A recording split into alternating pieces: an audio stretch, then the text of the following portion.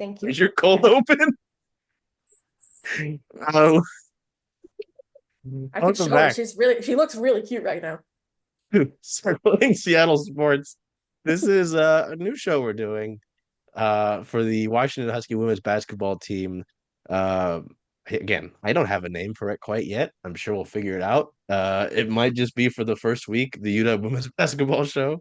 Of course, joined by Rowan and Bella, both you've already seen before in a myriad of ways. Bella, most recently in our Right as Rain show, and obviously a major, you know, the factor for players and puppies. And then Rowan, at least in ties to this, I mean, you see Rowan with our Storm Round Table, a bunch of other things. Rowan has shot a bunch of the photography wise, the UW women's basketball games over at CSS. Bella has been at just about everyone for the next. So these folks know what they're talking about. I'm just kind of here, even though we've been in every game this year. Um, this is an interesting Husky team. I think I'll start with that. Just the past week was nice. I know Bella and I had a strong eye on the Penn State win on the road. That was nice to see after UW's had some struggles on the road to begin their Big Ten tenure this season. And then a tough loss to 16th ranked Maryland last night. Yes, last afternoon. Uh, and just kind of a game of runs. Yeah, we'll start with that before we talk about sort of their faring against ranked teams. This is a Washington team that, you know, uh, obviously is trying to make the NCAA tournament for the first time since Kelsey Plum left. They're still trying to do that. They're in Tina Langley's fourth year at the program. It's their first year in the Big Ten. We're getting to the nitty gritty. Bella, I'll start with you. I know Rowan was there as well, so Rowan, you can pick up right after. What did you think of the past week? Obviously, it's kind of easy to break them down into a win and a loss because it's just two games. But I don't know. We're kind of at this time where these games, all obviously they all matter, but you're playing a lot of good teams. You'll play a bunch of good teams coming up to close the year out. And this matters, whether it be for seeding or for if you want to be in the tournament or not. So just your thoughts on the past week, Bella. Yeah, I think, first of all, important to mention that the Big Ten tournament does not automatically enter all 18 teams Yep. in the league. So just beyond the NCAA tournament, they have to have enough wins to be one of the top 15 teams in the Big Ten to be just in the conference tournament. I think they've been pretty good so far about beating the teams that they should beat. I'm thinking Purdue, Penn State, Penn State. Purdue, um, Wisconsin, Illinois, the teams that are below them in the standings. I think at the same time, if they do want to make the NCAA tournament, they've got to beat some of those teams that are above them. I believe it was on the Penn State broadcast. The announcers were talking about Charlie Cream having Washington as like a last four into the tournament, but really missing what commentators usually call a signature win. They haven't really, they've been really close, but they haven't pulled off one of those wins that proves that they can beat a top team and that makes them interesting to put in the tournament. I think that's something that we really hoped would come from Maryland, from the Ohio State game at certain times. Obviously they still have other opportunities to get those wins, particularly in the tournament. USC is coming up, but that's a tough one. Particularly just because they just don't have the same size as USC. Um, so I think I mean, they've been good. They've been interesting, but at the same time, last year they pulled off a couple of upsets and they haven't managed to do the same this year. So I'm not really sure what the difference is this year from last year, where those ranked wins aren't really coming through. But I do think we're starting to see a little bit more of all of the players having good nights at the same time. I think we had a lot of games where, they won and Eldine went off for 40, but like no one else really scored. Or Savia would score 30 and no one else would really score. Now you're having nights where Elle scores 20, Savia has 15, Delia has 15, Hannah Steins contributes a solid 10. And I think you need more of that balanced scoring in order to get some of these wins. And I think it's really important, particularly, I mean, Oregon has been ranked at a couple times this season. I think it's really important to try and get a win at Oregon, try and beat Rutgers at home, beat Nebraska on the road if you can. Minnesota's a tough one, but I think you really have to, at the very least, make sure you beat those teams that are below you or close to you in the rankings. Otherwise, they're simply not going to make the tournament. Yeah, I mean, I agree. It's hard to it's hard to be remembered for getting close to upsetting teams and not actually pulling off the upset. And that feels like what's happening right now. Like, I wrote a little log down just because in my head I was like, they've been so close to all these ranked teams, lost to these, this is at the time what they were ranked, lost to LSU, number 7 LSU by 1, number 1 UCLA by 11, but it felt a lot closer. I think at the end there were some foul shots there that made it, a bigger margin. Number 20 Michigan State lost by 12, number 8 Ohio State lost by 10, and then yesterday lost by 8 to number 16 Maryland. And it's like they just are getting so close, but they can't quite do it. And I was talking before we recorded about how I felt like in that Iowa game, which I don't think any of us really want to talk about because how rough it was, but I'm gonna bring it up. I'm sorry, I'm gonna bring it up. I think two things like that game to me really put on blast kind of what the issues were. One thing I think was they had a look there at the end. The Huskies had a look there at the end with Iowa. They just looked really terrible. And then there was a little bit of momentum there. And when that momentum came, it felt like it was through their defense. And I felt that way yesterday as well. They were down by a lot and they made another run just from their defense, and the arena loved it. I loved the energy yesterday, but same thing with Iowa. I felt like it was just a little too late that they made those defensive adjustments, and I think that they did it a lot better yesterday against Maryland. But then I honestly don't really know what happened at the end there. It was just like they did make those adjustments and made a run, but they couldn't quite, just felt like that end of game play calling was just a little rough. They had that weird moment where I think they didn't realize which basket was theirs, that the Maryland player got an easy layup, whatever. Anyway, Yeah. I think those defensive adjustments were huge at that point in the game. Their press has been great for them. Savia Sellers specifically, great defense. Delia Daniels, great defense. And then also with Iowa, I think the other thing I'm thinking about that is one of my issues with how UW is doing right now is just their post presence right now. I think that Delia is obviously tall, probably their best, big on the team, but I think that they like to use her a little bit more on the high post than on the low post, and especially yesterday you saw her kind of shying away from the low post a little bit, and because she can kind of do both, she can shoot the three, she, not all the time, but she can shoot the three, she can get to the basket, all of that. Then it kind of leaves this gap in the post that it feels like no one at this point is filling. And at the Iowa game, Addison O'Grady just killed UW on the post. And it's like, if you have Delia who's a quick defender, and so she can defend some guards, she can defend some forwards. I just think that the post presence is really where they're lacking a little bit right now.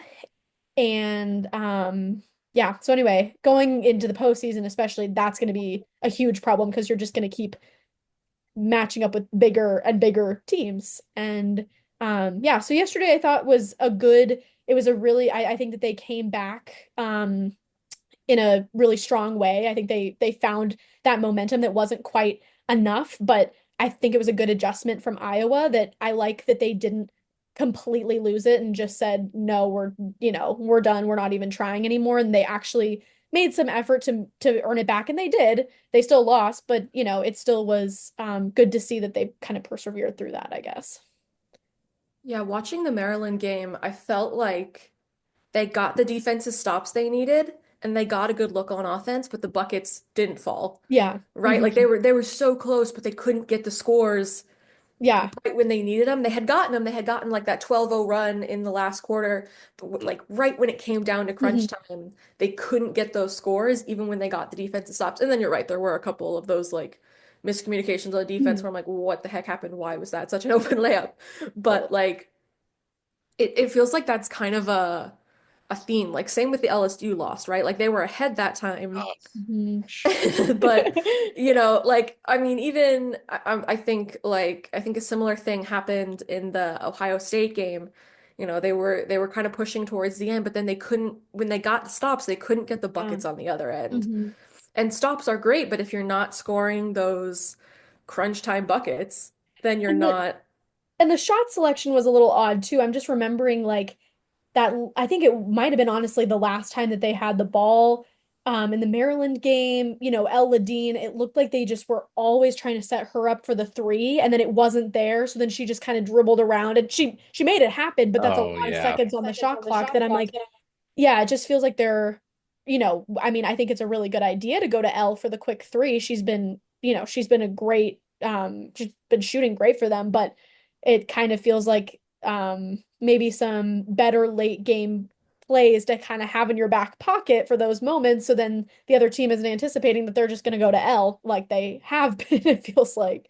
Yeah, was it the Indiana game where they were looking for like a last second bucket to tie it up and the Mm. shot they ended up getting was Steins at the top of the arc Oh, and and she had made a like three that day.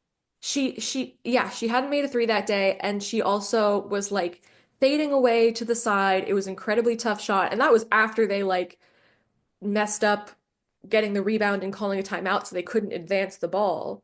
That's right. Um, and so then they had to like throw it full court. It got knocked out, so they were kind of lucky that they then had it closer and then could make a different play call. But even then they didn't get that shot. And if you compare it to LSU, right? Like they got that game-winning shot. They got that shot that mattered. And I think that's something, at least recently, that has been kind of separating Yeah. Washington from the other teams is they'll play well during the game, but then when it comes down to like finding a game-winning shot somewhere, they're just not quite there yet. Hmm. And I think, Yeah. maybe I think that game was a frustrating one because I think Savia Sellers had fouled out and she was the only one who had really been shooting well. And so it was kind of difficult in terms of who was going to take that shot against Indiana. And Savia talked after the last game about the foul trouble and she's getting a bit better about managing it.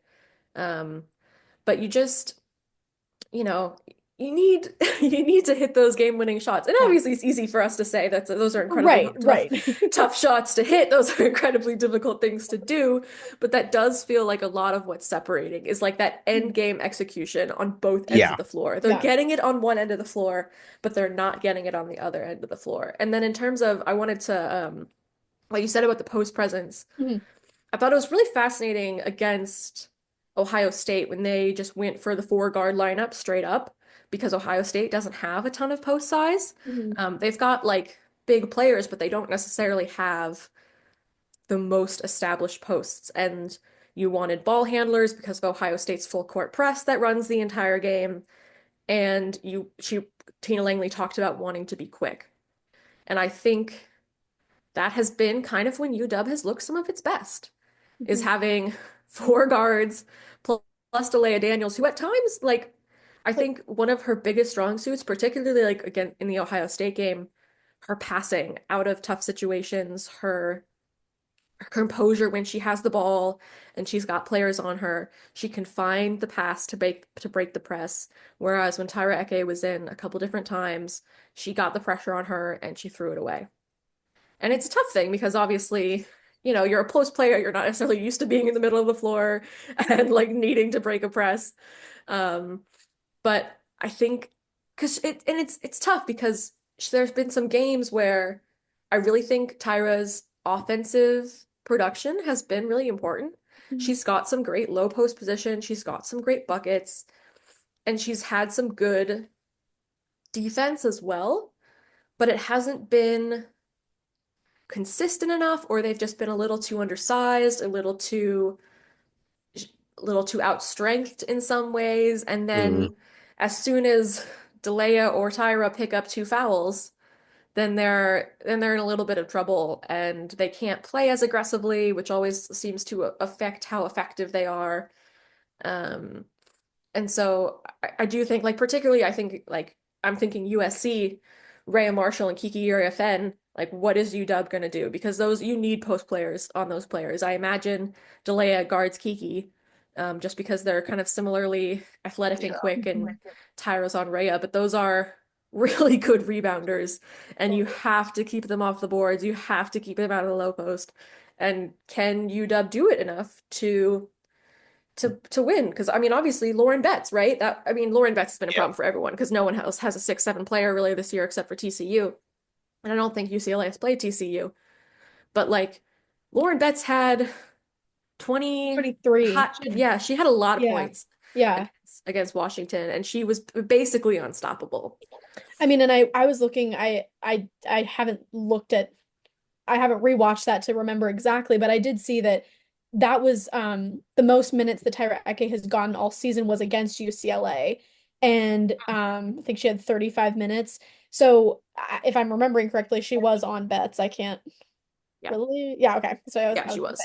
was. But yeah, I mean it's like those post matchups just are really not not working for them. And again, Addison O'Grady and Lauren Betts. And yeah, you bring up a really good point with the people that are to come, I guess, with yeah, with Marshall and Uriah Fenn, who I keep forgetting that they have changed how they want us to pronounce her last name. And so I keep forgetting. But I was gonna say something about with Iowa. I think what's interesting too is if you're looking at the leading rebounders, despite not having as many minutes and her minutes going down, the two highest rebounders for Washington are still Delia and Tyra. And Yep. I think something that, like, I don't know if inspiring isn't really the right word, but something that I really liked about the Iowa game was I was so impressed with the way that their guards are just they were all over the rebounding. And I think that that's something that I don't see as often from Washington. Like, it's just, I think that when you have posts that are so focused on, or when you have someone like Tyra Eke who's so focused on trying to stop her player defensively, then that rebounding kind of goes out the window. And I think that sometimes the it would be better if some of the guards could focus a little bit more on getting those rebounds and really running in there, because it just seems like there were just so many rebounds in the Iowa game that just felt so just ridiculous that Iowa got. It was just like it's the ball is right there. So I don't know. It's just, yeah, the post issue is an issue for sure. No, I the need to jump rebound. in here because we have a time crunch and we've been on this Oh, for like 20 minutes. Wait, but can I make a point about the rebounding? yes. Okay. But again, we have other shit to talk. Oh, well, I used my swear word and we're running on the time crunch. Here's the thing. I think we can talk about whatever we want. But the thing I remember Tina Langley talking about after the LSU game how the team put a lot of effort into the guards rebounding in particular. Mm, And that led to the UCLA game where Washington was the first team all year at that point to yeah. out Ah, Oh, that's a rebound huge point. Yeah. UCLA. And so they had a good like 5 game stretch, I want to say, where the Mm, guards were rebounding really well. And that was like actually a strong suit of theirs. mm, And it seems to have sort of faded the last couple games. And I'm mm, not sure if it's because they've been focusing on other things or or what, but I do think that was really interesting because that was something, I mean, even Corey Close talked about. Like, she was like giving them credit yep. while also being like, I'm mad that they out hustled us for those rebounds. yeah.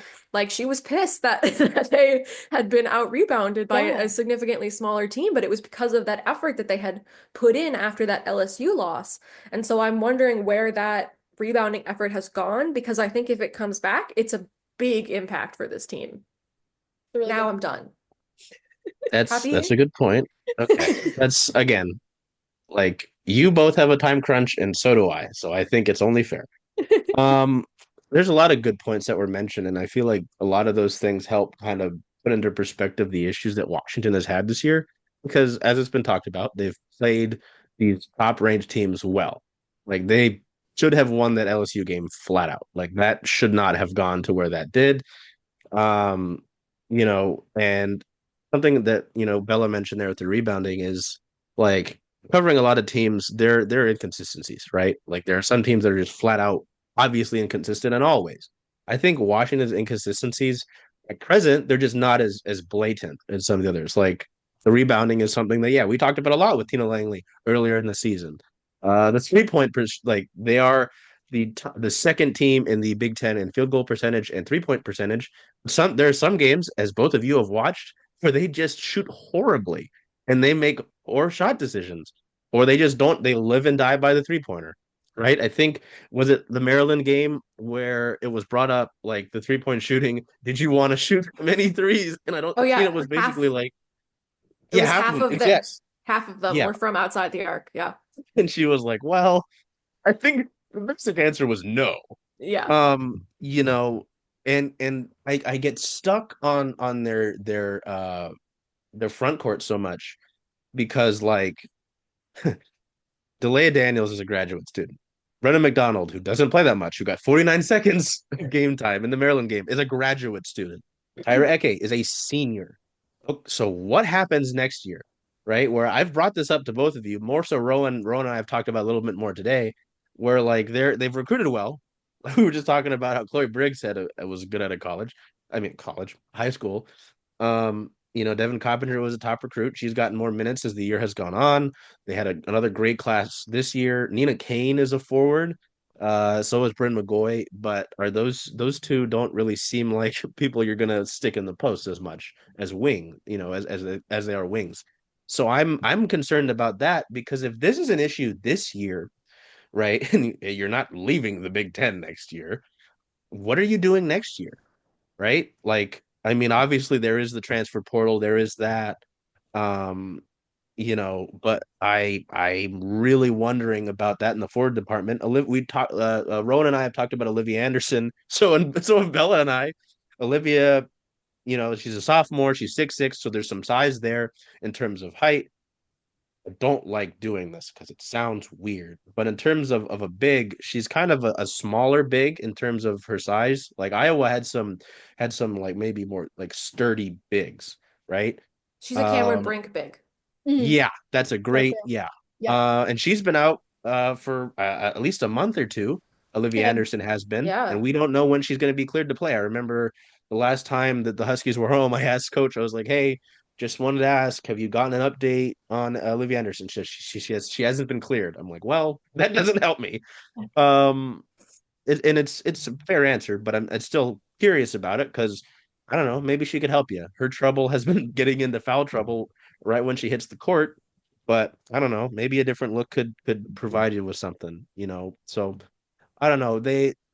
I've maybe foolishly I've been encouraged by at least early in the season playing UCLA type, bringing the fight to them. Talked about the hustle, which was a great point. Um, the LSU game that they should have won. That tough game against Utah that they lost right after the UCLA game. Like they're in a lot of these games, and the end of game execution was something else. I'm worried about your paint presence. I'm worried about your end of game execution. Uh, and then sometimes, as Bella kind of mentioned, with other players stepping up to have those big games as well, like sometimes it is just Savia Sellers running the show, and then everyone else is just kind of a spectator at that point, which we're not having as much lately. But that And we actually do kind love of, Savia Sellers, we must say. We oh love yeah, Savia again, that Sellers. was gonna be a whole like bullet point was Savia Sellers. Just I remember talking to Bella about this because Bella was on this team as well last year, and the Sellers name kept coming up, and I'm like, okay, sure. And then I get here this year, and I'm like, oh wow, like Maryland, I think it was Maryland's head coach yesterday was talking about how she is their engine. Like things go when Savia Sellers goes, and that's the truth. I mean, you just like it felt bad when we're doing our game day posts, and I'm like, key player to watch. And I'm like, I can't put Savia every time. It just is unfair. but a lot of the times it felt like my player of the game was Savia Sellers because of, she exploded for a big point total or she made the critical, runs like she did last Mhm. game against Maryland. So, I mean, it's exciting because she's a sophomore, right? Brenda Freeze was saying was hoping they could foul her out. Yes. Well, that Like was the thing. She got she was four on four fouls. fouls for a while, and they were like, I was really hoping we could get her out of the game. And then there were a few ones late into that game, I think, where she was driving to the basket and Bella goes, that was a little close. And I was like, No, it "Ooh." was the steal and in the other Ah. end where she stuck her hand in and she got all ball. I think Close. the refs decided she got all ball. So yeah, that was something. And I mean, even Ella Dean, like another writer that's there often asked me, in the beginning of the season when they were playing a bunch of non-conference teams, like, who do you want to watch this year? And I said, well, everything, because I kind of had kept loosely on focus on this team as you know, someone whose parents brought him to a bunch of Storm games growing up. Like the women's basketball thing has always been in my head. I was like, well, Ella Dean seems like a fun player and seems like she can really explode. And he kind of laughed at me, and I was like, oh, okay. Uh, but her 40-point game against was it Northwestern on the road? Yeah, Northwestern Yes. on the road. Then they beat Illinois, and she didn't do much that game because she got into early foul trouble. She was a top scorer against Maryland. Like that duo is a solid duo. The Leia brings you great options, is a really versatile player, as you guys have talked about. And then it gets kind of interesting when you get to those other two spots in your starting lineup, right? It's just you guys talked about Tyra, and I was telling this to Rowan earlier that Maryland game when she did get minutes, which she didn't start to get until like late into the second quarter, I want to say. Like there were a lot of rebounds where she was out of position, like reaching over the Maryland. I was like, that's a foul waiting to happen. So it just adds to my concern whether it is going forward in the tournament because I think they're 13th in the Big Ten right now. So you're there. It's too close for my heart. And if you do get into the big dance, like there's concerns there, and then my concerns for next year, which I'm sure we'll talk about later on the calendar year. I wanted to bring that right into um sort of a rankings watch thing because yes, they're still UW is trying to get back into the NCAA tournament for the first time since I believe the 2017-18 year. One of you mentioned the bracketology with Charlie. Is it Cream? I think it's cream, but I I'm think just it's going off of cream. what the ESPN people say, and I'm their It really sure looks knowledge is it's like cream. correct. cream, but the latest one that ESPN put out, right, was updated on February 7th. So this was obviously before the Maryland game. Uh, they had, if you scroll into it, you see Lauren Betts and UCLA as the top overall seed. Great. The first team out that Charlie has is Washington, which, so it's interesting. Yeah, on the bubble, I remember seeing earlier in the season on the bubble was the first four in, the last four in had Washington. I was like, oh, this is exciting. This is fun because I had so much hope with how well they played those tough teams. I was like, they should only get better. They should learn from these experiences and get better. And they've got better in some ways, but the full game isn't there. And now they have them in the first. Charlie has them in the first four out with Princeton, George Mason, and the Colorado Buffaloes. So, um, School that being bus, right? taken, Yeah, happy about that one, even though I I was uh, expecting to hear something, rival school, love the Buffs women's basketball, but whatever. including former Husky Quay Miller, too. Yes, that Former she's Storm my Quay fave. We Miller. all know. We all know. So there's that aspect, right? And then obviously, as mentioned with the Big Ten, yes, Big Ten tournament. I screwed up when I was talking to Rowan earlier and I said Pac-10 tournament, which nope, not It's kind of correct. accurate, honestly, with the teams that are in there. So there's that in the Big Ten tournament, and Washington would be in right now, right, for the Big Ten tournament, but it's still too close. I don't know. This kind of brings us like we can kind of lump this into the week ahead in the remaining schedule because, as you guys have mentioned, you look down the road here. You've got Oregon on the road in 2 days. Well, today by the time that this comes out. Um, Rutgers, USC, which that's terrifying. Rutgers, I haven't paid much attention to. Nebraska, Minnesota, and then so Oregon twice. Oregon is a few spots ahead of you in the Big Ten tournament, Big Ten They're rankings. Yeah, 10th. Iowa's right above you, and then there's Oregon. Um, I mean, this just kind of puts so much pressure, right, on your season to close out the year because I think they can make it. The big dance that is, but it like you talk about, you mentioned the signature game, um, taking care of business against these teams. I mean, you need to win. I don't know, two, four, what, four of these six? Like, I don't know. What does that look like? What is a six? What does a successful end of the season look like? Because it has to be a winning record, I mean, I it mean, has to be too because like, in a conference like the Big Ten, where, grand scheme of things nationally, I think Washington's doing well. I mean, like we've been talking about it, I think, they're in these games with these top people, but you could get to the Big Ten tournament and get out in the first round, and that wouldn't be shocking just depending on what the matchup is. It's such a Yeah, strong conference yeah. that if you get out in the first round, let's say, somehow they play USC, they play, UCLA, they could be Washington could, play in some other tournament and do a great and do really well, but it's just the specific, conference that they're in. So if they can't secure, I mean, more than, yeah, I think you're right, more than four of these wins and to finish out the season, it's just going to be if they get out in the first round of the Big Ten tournament, people are going to kind of forget about them. Like you have to finish these,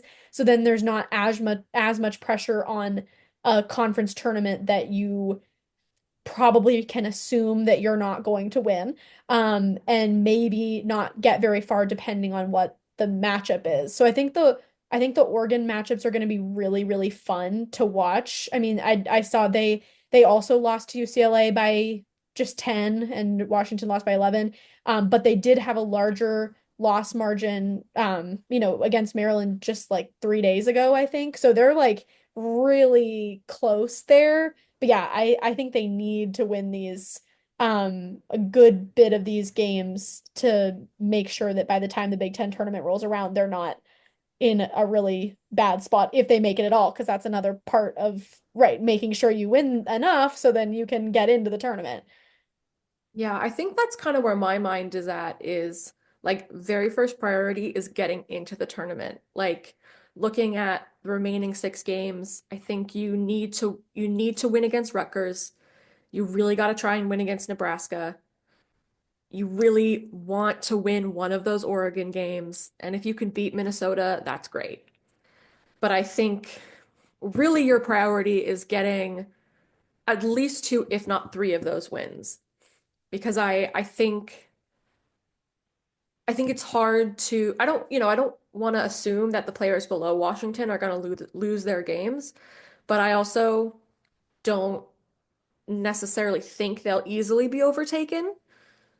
And Rutgers is one of those teams where they have that really good freshman who I don't know if she's still suspended or not. I'm not sure if she's been playing in their recent I'm not games. either. I haven't been keeping up with it. Um, I'll check on that right now. yeah, but they have Destiny Adams in the post who's been really effective, but other than that, they are a beatable team. I think Nebraska has been pretty good with their three-point shot, and they have some taller players, but that's still a beatable team. Minnesota is one that I think their best players were injured early in the season. So it's another one where like Yeah, they they've been have peaking right now, it feels like. right. So like it could be a loss, it could be a win. That one kind of could go either way. Oregon is tough too because they still have Filipina Che in the Mhm. post, and I believe she's somewhere between 6'7" or 6'9". I can't quite recall. And that'll be really tough. But last year when they played Oregon and they still had Philly Che, Washington still won. And that was without any particularly different post presence than they have now. So I think, as much as Oregon has been a bit better this year than they were last year, I think you really have to win at least one of those, and then you have to win against Rutgers and Nebraska. And if you can pick up wins against Minnesota or somehow somehow beat Getting that USC, one would be so big, right? if they beat USC, I think it puts them in the tournament. I do, regardless of anything else. I Because think that's if your you can, signature win, like you brought Yeah, up, right? completely. Like right, I think I I've think the record is even enough that it could yeah, put them in the tournament if they get one of those big wins. If even if it's in the first round of the tournament and they beat I'm trying to think like what's like if they maybe come back and they beat Ohio State that time, or if they can, pull off just anything against, maybe they beat Maryland that time. I don't know who they'll be up against, right? yeah, But even if they can just get one of those upset wins and then keep their record relatively even where it's at right now, I yeah, think that could get them in the tournament. Definitely. At the same time, we know Tina Langley's not thinking about that because and that's not a diss on Tina by any means, but she constantly talks about being process driven and sure.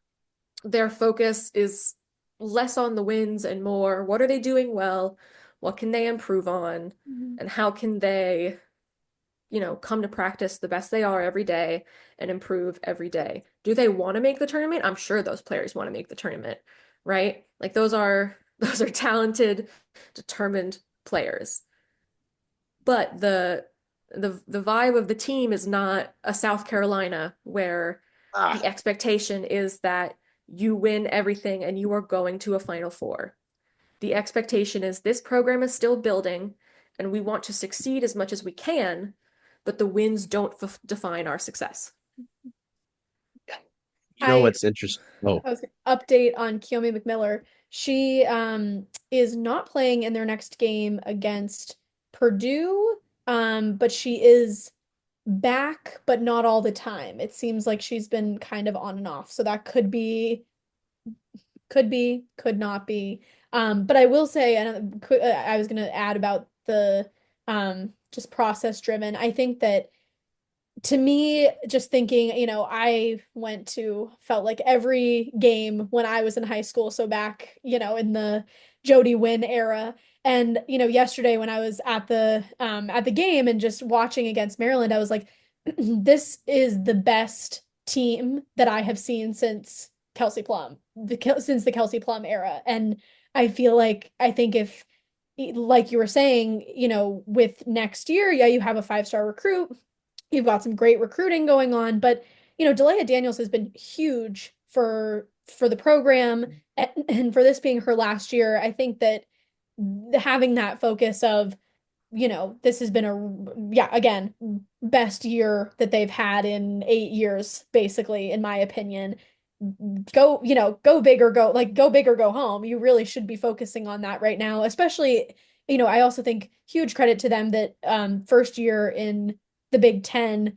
Again, you look 13th in the Big Ten. Doesn't feel that impressive when you say it out loud, but I really do think that it is something for them to be proud of when they haven't had great success in the Pac-12 these past few years. It's, I think that it's huge, and I think that that should be a focus. And I understand the process, but it should be a focus. I think it's one I, of their best conference records since Kelsey Plum. Yeah, I would agree with I that. might be mistaken, but it's one of their best conference records in a while. I want to say I was doing this while Bella was talking because I was like, when was the last time they won a conference tournament game? Does anyone know off the top of their head? Because I have it here and it's a weird season. It's not Kelsey Plum. Nope. Is it like 2021? Nope. 2018, 2019, they went 11 and 21 overall. That was Amber Melgoza's year. Okay. That was an Yeah. Amber Melgoza year. They won a few Pac-12 tournament games. They beat Wow. Utah, they beat Oregon State, they lost to Stanford. Surprise. Huh. But it's just funny. You go back each year over the last from then to now, it's one and done in the Pac-12 tournament. So Mhm. like as much as and Rowan and Bella, you've both talked about it, and this is a perfect kind of wrap to the show.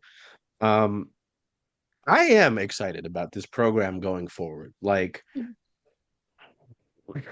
seeing the men's basketball, I know men play sports, surprising. The reaction to the fan base for the men's basketball team, like Danny Sprinkle's in his first year, he's recruited well. They've got good pieces on the current roster. I think they'll be fine in a few years. This year, His name is not so much. hilarious. He's very to the point as a coach in interviews, and he's that's funny. But like I'm thankful. Well, after tough losses, the fans are like, he needs to be fired. I'm like, this is not how college coaching works. This you cannot do that. I'm glad there isn't like you want to see more support for this team, right? But I'm glad there isn't that sort of reaction or those sort of fans because like you could look at Tina Langley's 4 years here as you say, well, she's not winning the big, you could be a super basic fan. She's not winning the big games and you can want her out. But she's recruited well over the last few years. Like this current recruiting class that they're going to bring in with Bryn McGoy, with Bryn Martin, with Nina Kane, with Sienna Harvey, those are all 4-star and up recruits. Like, I think there are two of them are 5 stars. Some different, ranking systems have them at 4 or 5. But like one for sure 5-star. Bryn McGoy was a McDonald's All-American. She's been great. Like, that's exciting. It's exciting to know that you're bringing in these top recruits and it's not, oh, you're a big university, you're in a new conference, but you're also screwed because you can't bring. No, they're bringing in talented, like Devin Coppinger is a top recruit. She's got increased minutes as the season has gone on, right? I looked at Bella yesterday and said Devin Coppinger minutes when she was coming in the first quarter, early into the first quarter, might I add. So like that's gonna happen. Savia Sellers is a sophomore. We've got another year of Ella Dean, right? Like there's again, there's other players on this roster that might not get as much shine, but will. Like again, Chloe Briggs has had some great high school numbers. Hasn't seen that translate yet, but who knows? Maybe that happens next year. There are my concerns about the bigs, right? And sure, like the whole process driven thing that we talked about, and I've heard like every game and every week seemingly since this season started. I understand it. I kind of disagree when it comes to this aspect where I think you can and you should push to get into the tournament. Um, I think you can have both. Is kind of my point. Like, I think that they can finish with a winning record to close out this schedule. Um, I think they have what it takes to beat a top team. I'm not saying they have the matchups to beat USC, but I'm not gonna supremely doubt them. I'm not gonna have a lot of confidence, but I'm not going to supremely doubt them. It's just I'm excited for the future of the program while having my concerns, but also believing that they have what it takes to make noise this year in the postseason is what I'm saying. I think even in the matchups they've had, even though they've been losses, they have made them tough. They have Yep. commanded respect from opposing coaches. I'm thinking of like Corey Close's comments after the Mhm. UCLA game, Brenda Freese's comments after the Maryland game. The ones away we haven't had post game availability, so that's been Yep. different. And some of the teams that visited, we don't talk to their coaches after the game. But I mean, even when I talked to the Iowa coach after that game, Mm. she was like, Washington's a really good team, and they kind of just got unlucky that this was when our shooting luck turned Mhm. around. Like they had been shooting like Yeah. shit. Sorry, I'm not sure if I probably shouldn't curse. They had been Two shooting. shit words on the show. You made it three. They had No. been they had been shooting really poorly the previous games, and this was like basically their shooting evening out. Like, who's the player? Lucy. Olson. Thank you, Lucy Olson. Like Yes. had some mediocre games until Mhm. she shot perfectly from the floor against Washington, and And like not that it Jan really, Jensen had oh a yeah. lot of like really good positive things to say about the team. Mhm. Like basic fans of the Big Ten may not necessarily know a lot about Washington. I did have the Iowa SID ask me, so is Washington any good this year? Like while I was waiting to talk to the head coach. But like I do think that when teams are preparing to face them, they recognize that they have good defense, they Mhm. have good three-point shooters, they may be, lacking in the post, but they have things that are difficult to face and they can Yeah. beat them. Like no team is going, I mean, no good coach is going to be like, "Oh, this is an easy, No. guaranteed Yeah. win." Right. But no team is going to like against Washington thinking that it's automatically a win. Like they are focusing on things, again, Corey Close was like, there are things we didn't do well, and we did this section of the game poorly, and like credit to Washington. Like there are a lot of good things they're doing. They just have to put it together for 40 minutes from everyone who's on the floor. And that has been where it's been lacking. Like, and if one of the players on the floor isn't quite making it, then maybe the person who has come in hasn't quite been up to been up to snuff either. There have been super great performances and really great stretches of game, but they'll have like against Maryland, a quarter where Maryland scored like 25 and they scored 9. Yeah. And you can't have that. It's too big of, they came back close, but it's too big of a deficit. You're exhausting yourself trying to make up that deficit. Not like it's undoable, but you're making it really tough for yourself. So they have to put it together. They have to get those buckets at the end. They have to have everything come together. And it just hasn't quite come together yet. It's like the pieces are there and they just haven't they haven't quite coalesced yet. They haven't quite come together all at the right time. And I think that's where they're getting. I think Tina Langley's doing a really good job of pushing them there. And it just takes time. Like they're kids. They are literal Yeah. children. I say It's as I'm about to turn 24. Well, yeah, that's the thing is all three of us could be in there I in was that gonna say all presser, three and of it's us could like be on you're a that year or roster. two younger than me, child. But Like, like they are still kids. Like yeah, it's freaking tough. And Mhm. I think that they are working really hard and I really like where they're going. And I really want to see it all put together. But I mean, even the best teams in the country, even South Carolina has bad 5 minutes, where yeah, Dawn Staley is so pissed she calls a timeout and she's like, "That was not defense. What are you doing?" Like, like everyone has their issues, but they have to put it together for long enough to take advantage of the other team's issues. Mhm. Like when yeah, UCLA has that breakdown, they've got to take advantage of it and then not have their own breakdown Right. that UCLA can take too much advantage of. Basketball is a game of runs, yes, but you have to limit them. You have to keep it close. And I think they're so close. And yeah, it's just a question of are they going to get there this year or are they going to get there next year or the year after that? Yeah. yeah. No, again, I think we all kind of understand. It's like there are things that those inconsistencies are a problem. Like the second quarter for them all season's kind of been a problem, right? So there's that. There's the interior presence. There's sometimes their shots don't fall, and then there's like the Iowa game where it's just like, well, this shouldn't have. This is not real. Like this is That was so. just unfortunate. It was really Yeah, unfortunate. sometimes that happens. So I don't know. At the end of the day, I'm happy with where the program is going. So Mhm. it'll be really fun to see how Washington closes out the year. Whether it be closing out the year and going to a postseason tournament or two. We'll see. Well, there's also the WBIT, and I'm like, I guess that counts too. So that's there, hypothetically as well. So either way, that's kind of our time crunch here. Yeah, we'll see how that goes. I have the hope that they can, like, as Bella had mentioned there, all of the pieces are there. You just need to Mhm. put them all together. So Really. until we see you guys next time, hopefully with a name, take care of yourselves, be well, do whatever you can to make today a great day. Hey, Charles. Hey, Jen. Hey, how about them Huskies? Ooh, purple and gold, baby. Yeah. When are you going to watch all those away games, though? All those away games. There are a lot of them, and I was hoping to come to Rough and Tumble because this is the home of Circling Saddle Sports. If that's okay with you. I think that's a great idea. Hope to see you all here.